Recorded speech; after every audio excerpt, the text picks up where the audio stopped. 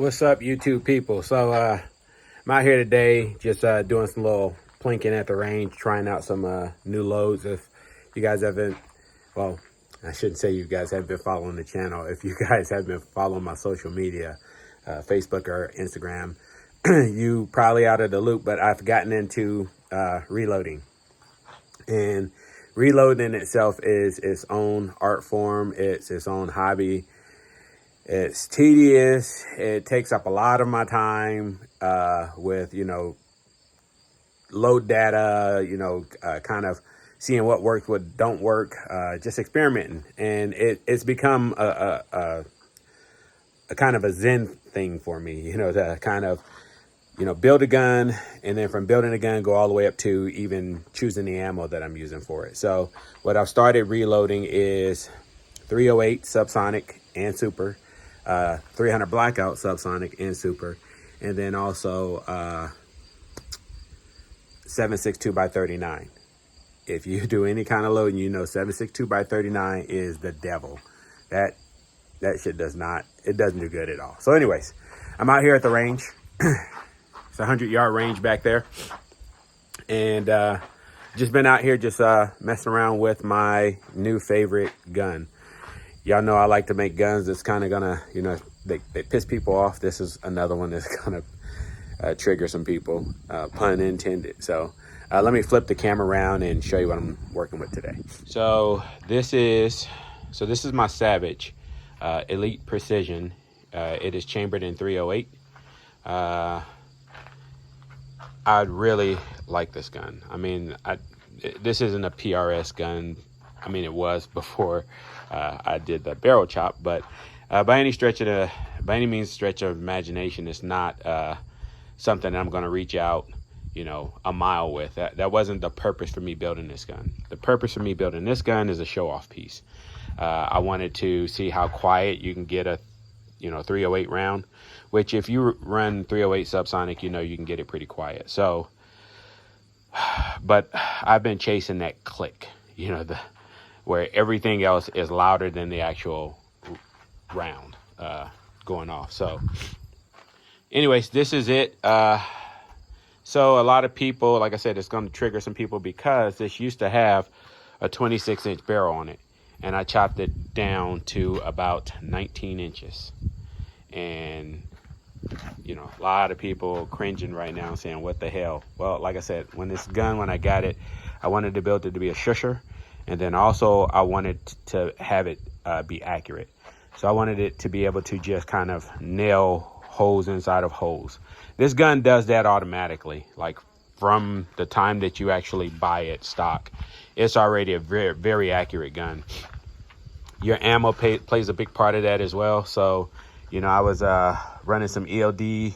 I've already gone through all my ammo here that I've brought out for testing, and the way I do it is I do it in rows. So this was 178 grain ELD. These were 212 grain ELD. These were 220 grain ELD, and then these were 220 round nose. And then these two right here, these were me trying some different powder. I didn't want to try a lot, so I just tried a few different.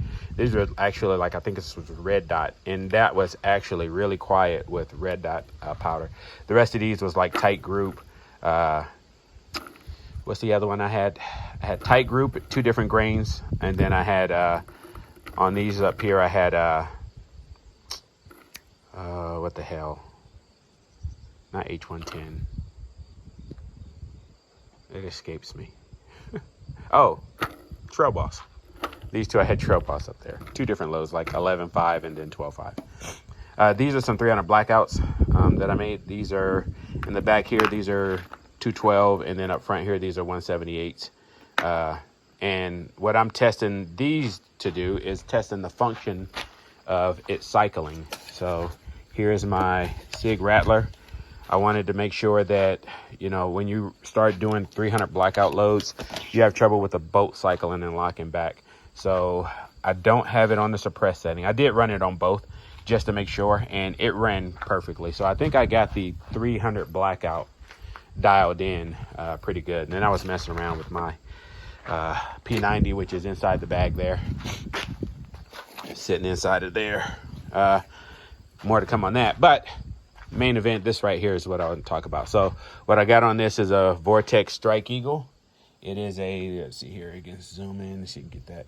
It is a 5 to 26 by 56. This right here, this chassis is just the stock Savage. Excuse me, it kind of went out of focus there. Hold on. This is the stock chassis for the Savage. This is the way you get it when you get the 110 Elite. Like I said, it had a 26-inch barrel, and I cut it down to 19. Let's see if this is cool enough for me to touch. It is. Excuse me. Right back. So you see, I chopped the barrel all the way down. I'm running a dead air mount on there for my Form 1 can here that I made. And when you put it on there, you know, it mounts right up against that's the way I wanted it. So that's it right there. Doesn't mess with the accuracy. Gun is still accurate as all get out. It just, the distance isn't there. I have taken this out to 600 yards, supersonic, with no problems. Point of aim, point of impact. It performed as it should, with no issues. When I put the can on there, though, it's hard. You know, getting those 220s and such out there. It's kind of, you got to lob those things out there, and when you cut off that much barrel, it's really dropping fast. So that's the only downside of me doing the barrel chop. But when it comes to supersonic ammo, I'm not seeing that much. I mean, I haven't seen any issues with it so far. So this has Weaver mounts on there, and then I'm running an Atlas bipod. I don't know what model it is, but Atlas. I rarely run this. I usually have it sitting on the tripod because I run the Arca Swiss on the bottom of it. So anyways, just wanted to give you guys a quick little rundown of what's going on so far.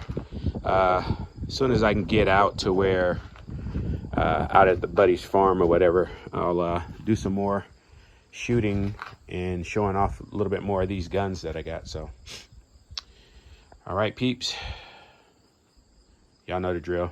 Deuces.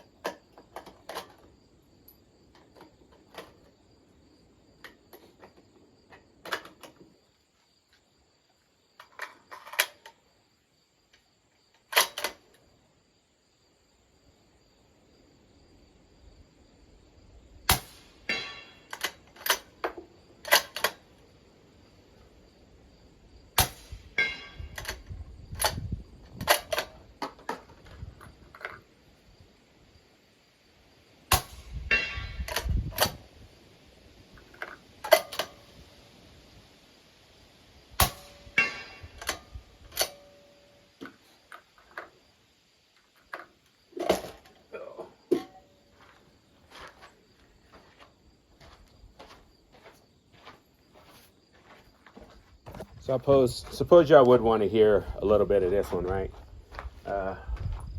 Let's take a break from that 308 real quick, and let me just run I'm just going to run 4 of these so you can see what I'm talking about with the ammo that I've produced for this, and then also the lockback. So these are 220 ELD with, this has CFE black inside of the shells here. So that's what I'm running, about 8 grains of CFE black by Hogden.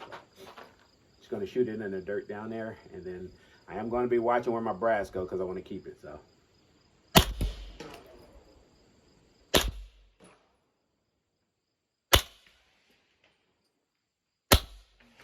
So you can see that lock back.